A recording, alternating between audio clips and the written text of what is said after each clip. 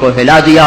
پر زلزلے آنے کے تین سبب ہیں، زنا، شراب، موسیقی، گھر گھر ناچ، اور ناچ بھی ننگے ناچ، کہاں چلا گیا شرم و حیا؟ پہاڑ کے لوگ تو بڑے حیا والے تھے، پر اس سڑک کا ستیہ ناس ہو، اس بجلی کا ستیہ ناس ہو، یہ جہاں گئی اس نے حیا پہ جنازہ پڑھ کے اسے دفن کر دیا۔ اور یہ بذات خود کوئی بری چیز نہیں ہے، نہ بجلی نہ سڑک، انسان برا ہوا، اس نے اتنی بڑی اللہ کی نعمت کو بدماشی پہ لگا دیا، عیاشی پہ لگا دیا۔ جب موسیقی کی سرتال ہو، ٹرکوں میں دیکھو گانے بج رہے، گاڑیوں میں دیکھو گانے بج رہے، بسوں میں دیکھو گانے بج رہے، اور بسوں والوں نے اشتہار لگا ہوتا ہے VCR ٹائم، بس بھرنے کے لیے اشتہار لگا ہوا ہے VCR ٹائم۔ ارے بدبخت، کہیں ٹکر ہو گئی مر گئے تو اللہ کو کیا منہ دکھاؤ گے کہ کس حال میں میری موت آئی؟ زلزلے کیوں آتے ہیں؟ کیسے آتے ہیں؟ سائنسدان بولا پلیٹیں ٹکرائیں۔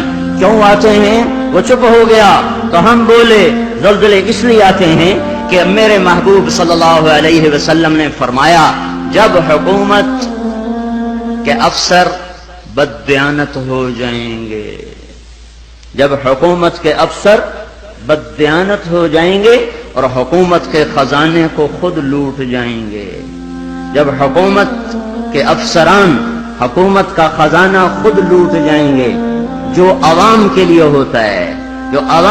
ہوتا ہے وہ افسران خود لوٹ لیں گے۔ میرے ایک دوست سیکٹری ریٹائر ہو گئے، 6 مہینے اسلام آباد رہے، پھر لاہور آ گئے، بڑی جلدی واپس آ گئے۔ کہنے لگے اگر میں 1 سال وہاں رہ جاتا تو یا میں پاگل ہو جاتا یا میں بھی ان کی طرح بددیانت ہو جاتا۔ 1 سال کہ شام کو جب بیٹھتے ایک سیکٹری بولتا اتنے بنا لیے، وہاں پلاٹ، وہاں گھر، سوئس بینک میں اتنے، امریکہ میں اتنے، انگلینڈ میں اتنے، اور میں بیٹھ کے سوچتا میری تو ریٹائرمنٹ قریب آ گئی، میں تو اپنا ذاتی گھر بھی نہ بنا سکا۔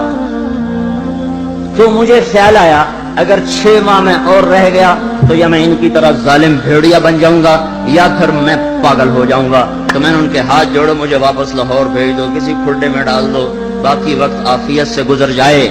یہ صرف سیکٹری کی بات نہیں، سپاہی سے لے کر سیکٹری تک، ایک کلرک سے لے کر جج تک اور وزیر تک، سب ایک لائن لگی ہوئی ہے، اذا اتخذ الفیء دولا، جب حکومت کے لوگ حکومت کا خزانہ خود کھانا شروع کر دیں گے۔ والامانۃ مغنما، صرف حکومت والوں کی بات نہیں ہے، عوام کیسے ہوں گے؟ عوام بھی بددیانت ہو جائیں گے، اور خیانت کرنا ہنر سمجھا جائے گا، دھوکہ دینا ہنر سمجھا جائے گا، فراڈ کرنا ہنر سمجھا جائے گا۔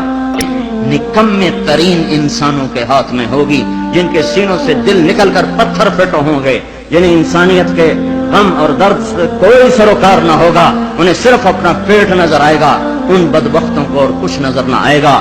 اور کیا ہوگا؟ اکرم الرجل مخافۃ شرہ، ایک دوسرے کو سلام کیے جائیں گے، افطار پارٹیاں دی جائیں گی، اور اندر میں بغض چھپا ہوگا، اندر میں نفرت چھپی ہوگی، اندر میں اس کے شر سے بچنے کے لیے یہ سارے ہو ہا ہو رہے ہوں گے۔ اور کیا ہوگا؟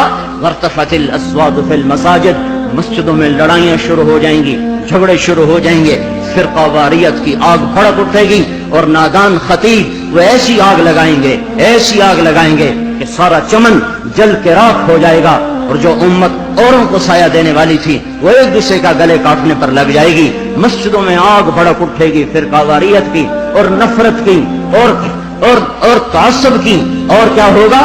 وظہرت القینات والمعازف، گانے والیاں عام ہو جائیں گی، گانے والیاں ظاہرت کا ایک مطلب ہے کثرت ہو جائے گی، ہر طرف گانے بجانے، دوسرا مطلب یہ ظاہرت، گانے والیاں معزز میڈم کے لقب پائیں گی، فنکارہ کہلائیں گی، ایوارڈ دیے جا رہے، ناچنے والے گانے والے قومی ہیرو کہلائے جا رہے۔